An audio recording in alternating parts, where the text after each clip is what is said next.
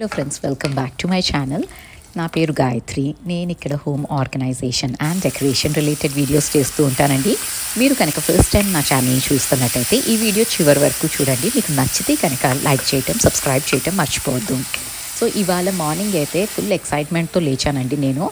ఎందుకంటే నాకు నచ్చే ఒక ప్లేస్కి అయితే వెళ్తున్నాను. సో మనకి నచ్చిన ప్లేస్కి వెళ్తున్నాము అన్నప్పుడు మనం పని కూడా భలే ఫాస్ట్గా చేస్తాం అండ్ ఒక పాజిటివ్ మైండ్ సెట్తో అయితే పని కానిచ్చేస్తూ ఉంటాం కదండి. సో నేను ఇవాళ రోజు లేచే దానికంటే కొంచెం ముందే లేచేసానండి. Out of excitement. నిద్రే పట్టలేదు నాకు. So I got up early, puja చేసేసుకొని ఇంకా కిచెన్లోకి అయితే వచ్చేసాను. ఇవాళ స్పినచ్ రైస్ చేస్తున్నాను. నేను నా వ్లాగ్స్లో చాలాసార్లు చూపెట్టానండి స్పినచ్ రైస్ ఎలా చేస్తాను అనేసి. బట్ కొత్త వాళ్ళు ఎవరికైనా బేసిక్ జిస్ట్ అయితే ఇస్తున్నాను.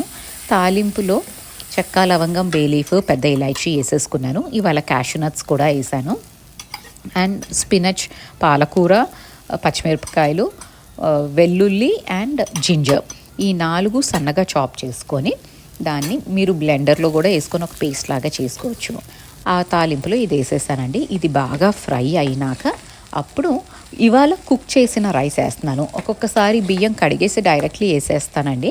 అండ్ దాంట్లోనే ఆ ప్యూరేలోనే కుక్ చేస్తానన్నమాట, సరిపోయిన వాటర్ కలిపేసుకొని. అండ్ మసాలాల్లో మాత్రం ఉప్పు, కారం, పసుపు, ధనియాల పొడి, జీలకర్ర పొడి, లైట్గా గరం మసాలా అయితే వేసుకున్నాను. అంటే చలికాలం పిల్లలకి ఇట్లాంటి ఫ్లేవర్డ్ రైస్లు ఇవి బాగా తింటారండి. రోజు అన్నం, కూర, పప్పు అంటే అది చల్లగా అయిపోయి టిఫిన్ బాక్స్లో వాళ్ళకి తినాలనిపించదు. వాళ్ళు అట్లా టిఫిన్ బాక్సులు తెస్తూ ఉంటే మనకి కోపాలు వచ్చేస్తూ ఉంటాయి. అందుకని కొంచెం ఎఫర్ట్ తీసుకొని ఫ్లేవర్డ్ రైస్ అయితే బాగానే తినేస్తారండి వింటర్స్లో కూడా. అండ్ ఇంకా శ్లోకాన్ని స్కూల్కి పంపించినాక నేను నా బ్రేక్ఫాస్ట్ అయితే చేసేస్తున్నానండి. యాక్చువల్లీ ఇవాళ ఏంటంటే ఒక టెంపుల్కి బయలుదేరదాము అనుకున్నాము. అనుకోకుండా ప్లాన్ అయిందండి. నిన్న ఊరిని క్యాజువల్లీ నేను అనంత్ మాట్లాడుకుంటున్నాము. సో ప్లాన్ అయితే అయిపోయింది. అందుకని నేను పొద్దున్నే లేచి రెడీ అయితే అయిపోయాను. ఇది ఏంటి అంటే అనంత్ తను టెంపుల్కి వెళ్ళి దర్శనం చేసుకొని వచ్చేంతవరకు తను ఏమి తినరనమాట. అండ్ ఇవాళ ఆ టెంపుల్కి వెళ్ళటానికి ట్రాఫిక్ అదంతా చూసుకుంటాం కదండి గూగుల్లో. సో దే సెడ్ 10కి అట్లా వెళ్ళండి, అప్పుడు ట్రాఫిక్ ఉండదు అని.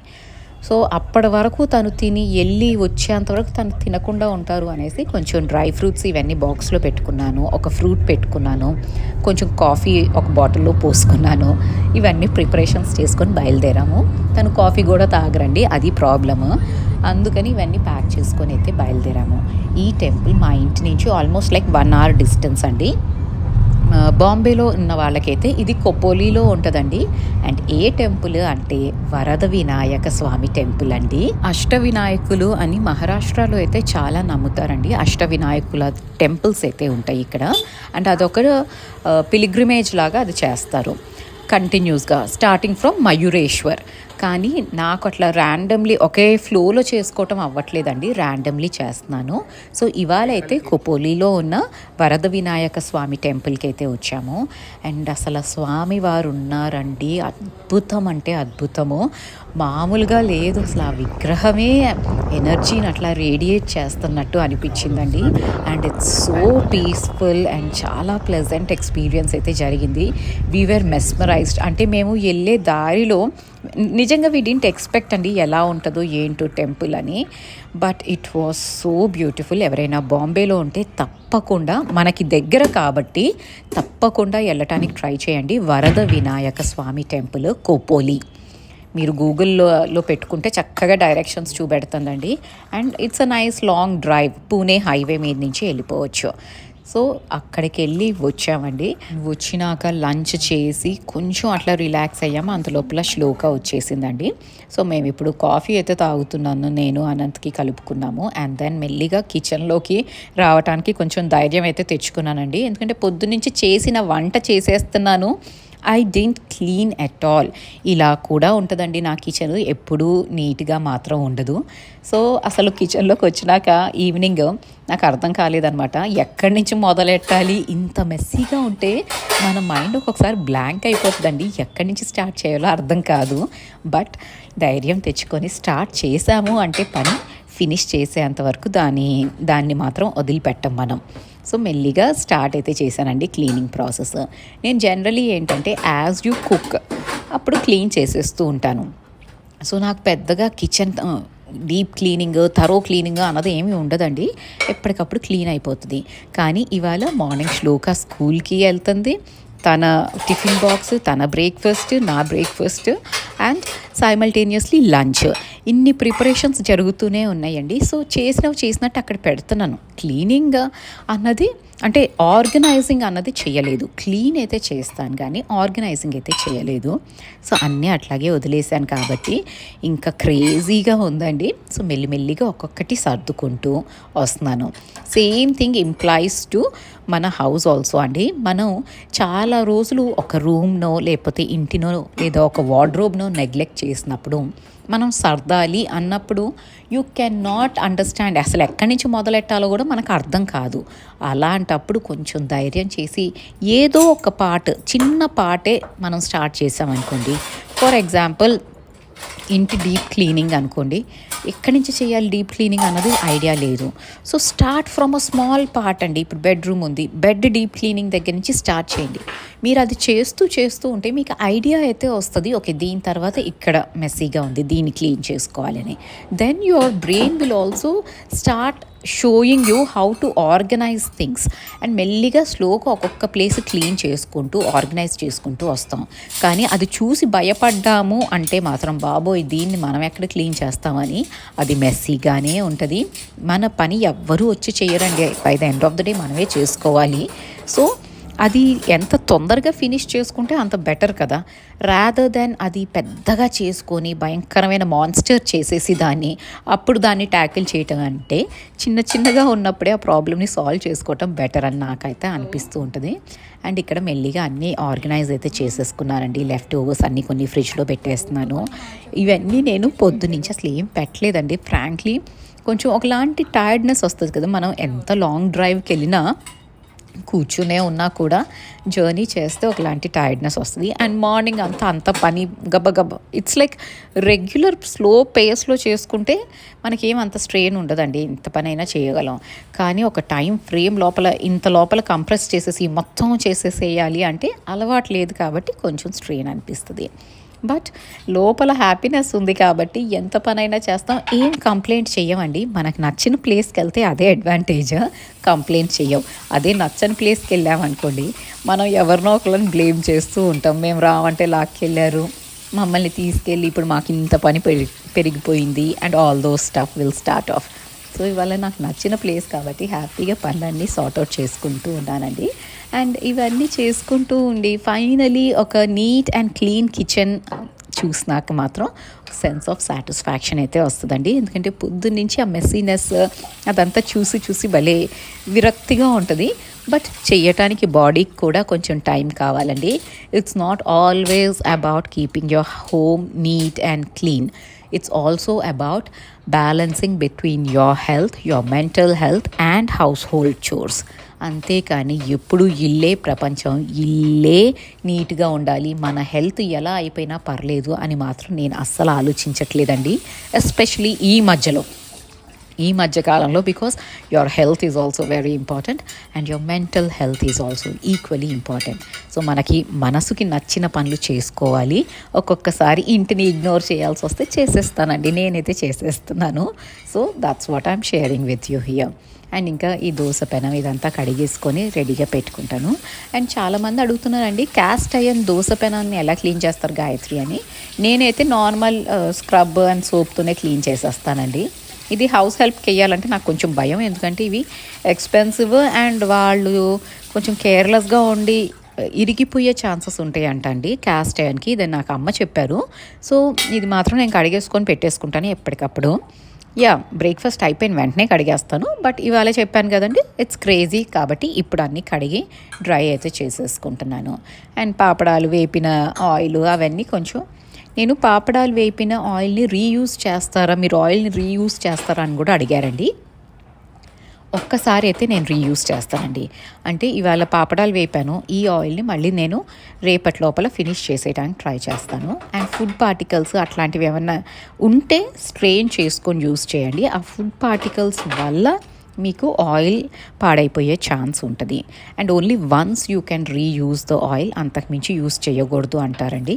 అందుకని ఒక్కసారి అయితే నేను యూజ్ చేస్తాను. ఇంకా దాని తర్వాత మిగిలిపోతే మాత్రం దాన్ని డిస్కార్డ్ అయితే చేసేస్తాను. అండ్ ఇక్కడ ఇది థరో క్లీనింగ్ అయితే చేస్తున్నానండి. ఆల్సో నేను లెమన్ సొల్యూషన్ ప్రిపేర్ చేస్తాను అని చెప్పినప్పుడు చాలామంది అన్నారు అది డీటెయిల్డ్గా చూపెట్టండి గాయత్రి అని. సో ఈసారి లెమన్ పీల్స్ స్టోర్ చేసి పెట్టానండి. సో అప్కమింగ్ వీడియోస్లో ఆ సొల్యూషన్ కూడా చూపెడతాను నేను ఎలా ప్రిపేర్ చేసుకుంటాము అనేసి. అండ్ ఇక్కడ ఇది క్లీనింగ్ ప్రాసెస్ అయితే నడిచిపోయింది. And finally a sense of satisfaction అండి. ఆ మెస్సీనెస్ నుంచి కొంచెం క్లీన్గా తయారైపోతే kitchen it gives you a sense of satisfaction. And నాకు చాలా మెడిటేటివ్గా అనిపిస్తూ ఉంటుందండి ఆ క్లీన్ చేసుకుంటూ. ఒక్కొక్కసారి you just get into a trance of cleaning the process. ఇది కొంచెం వినటానికి తిక్కలాగా అనిపించవచ్చు, but then when you clean right there is a sense of satisfaction and ఒకలాంటి థెరపిటిక్ ఫీలింగ్ అయితే వస్తుందండి నాకు. I don't know. అండ్ పొద్దున్నుంచి బిజీగా ఉన్నప్పుడు ఈ కామ్గా క్వైట్గా మన పని మనం చేసేసుకుంటూ పోయామనుకోండి, that gives a very positive vibe. నాకైతే ఎందుకు అట్లా అనిపిస్తుందండి. సో హ్యాపీగా ఒక్కదానే చక్కగా అంతా క్లీన్ చేసేసుకుంటూ, ఎవ్వరు డిస్టర్బ్ చేయడానికి లేరు, ఎందుకంటే వాళ్ళిద్దరూ బిజీగా కబుర్లు చెప్పుకుంటూ ఉన్నారనమాట. So they did not disturb me. And నాకు ఇట్లా పని చేసేటప్పుడు ఎవరైనా వచ్చి మాటలు చెప్పినా కూడా నాకు చిరాకు వస్తుందండి. Because I just want to enjoy the process of doing work. It's just about enjoyment అండి. మార్నింగ్ లాంగ్ డ్రైవ్కి వెళ్ళినప్పుడు, నాకు నచ్చిన స్వామివారి గుడికి వెళ్ళినప్పుడు ఎంత ఎంజాయ్ చేసి ఎంత హ్యాపీగా ఉన్నానో, ఈ పని చేసుకునేటప్పుడు కూడా అంతే హ్యాపీనెస్ ఉంటుందండి. ఇరిటేటింగ్ మైండ్లో మనం ఏది you can't enjoy anything. So ఈ పనిని కూడా ఎంజాయ్ చేస్తేనే కదండి ఒక సెన్స్ ఆఫ్ సాటిస్ఫాక్షన్ ఉంటుంది. అండ్ ఆ పాజిటివ్ వైబ్ అన్నది ఇంట్లో రేడియేట్ అవ్వాలి అంటే మనం ఒక పీస్ఫుల్ స్టేట్ ఆఫ్ మైండ్లో అయితే ఉండాలి. మనం ఇరిటేటింగ్గా, ఎనాయింగ్గా, హైపర్గా ఉండి ఇల్లంతా నాకు నచ్చినట్టు లేదు అంటాం ఈజ్ నాట్ జస్టిఫైడ్ అని నేను అనుకుంటానండి. Because we are the power houses of the house అండి. లేడీస్ హ్యాపీగా ఉంటేనే ఇల్లు హ్యాపీగా ఉంటుంది. ఇదైతే నేను చాలా స్ట్రాంగ్గా నమ్ముతానండి. అండ్ మనం ఇప్పుడు ఎవరి స్పీచెస్ విన్నా, లైక్ చాగంటి గారు, గరికపాటి గారు, నందూరి గారు, వీళ్ళవి ఎవరు విన్నా వాళ్ళు చెప్పేది అదే, వాళ్ళు ఎంఫసైజ్ చేసేది అదే. అర్థమయ్యే వాళ్ళకి అది అర్థమవుతుందండి, అర్థం కాని వాళ్ళ కర్మ అనేసి వదిలేయటమే మనం. సో నేనైతే చాలా పీస్ఫుల్గా ఇవాళ అంత కిచెన్ అంతా క్లీన్ చేసుకున్నాను. And now this looks good. ఇందాకున్న మెస్సీనెస్ అక్కడి నుంచి ఇంత నీట్గా అయితే వచ్చింది. అండ్ కొందరు అంటున్నారండి మీ కిచెన్ మీద చాలా ఎక్కువ క్లటర్ ఉంది గాయత్రి అని. అవునండి ఉంది, బట్ ద రీజన్ బీయింగ్ చాలా చిన్న కౌంటర్ టాప్ అండి. ఇప్పుడు ఆయిల్ బాటిల్స్ ఇట్లాంటివి ఉంటాయి కదా, అవన్నీ షెల్ఫ్స్లో ఎక్కడ పెట్టుకుంటాను చెప్పండి. అందుకని కొంచెం సామాన్ అయితే ఉంటుందండి నా కిచెన్లో. బట్ నాకు ఇదే కన్వీనియంట్ అండి, అన్ని షెల్ఫ్స్లో పెట్టి తీసి యూస్ చేయటం ఈజ్ నాట్ కన్వీనియంట్. సో నేను కొంచెం నా కన్వీనియన్స్కి తగ్గట్టు కూడా చేసుకుంటాను. కొంచెం స్పేస్ ఇచ్చుంటే counter top it would be nice. కానీ నేనేం చేయలేం కదండి, వాళ్ళు ఇచ్చింది అట్లాగే ఇచ్చిన దాంట్లోనే అడ్జస్ట్ చేస్తున్నాను. అండ్ కొన్ని సామాన్లు అయితే డెఫినెట్లీ మీరు అన్నది కరెక్టే, కొంచెం ఎక్కువ ఉన్నాయి, but that is how I use it అండి. అండ్ ఇంకా ఆ పని అయిపోయింది కదా, కిచెన్ నీట్ అయిపోయింది, డిన్నర్కి రెడీగా ఉంది.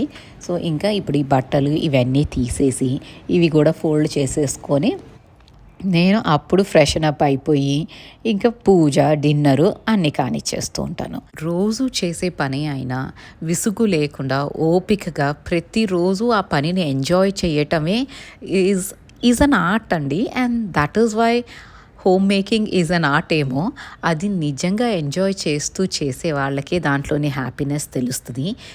ఈ పని చెయ్యాలా అని విసుక్కొని అది ఏదో మిస్లీనియస్ జాబ్స్ అన్నట్టు చూస్తారు కదా, ఆఫ్టర్ ఆల్ హోమ్ మేకింగ్ అన్నట్టు.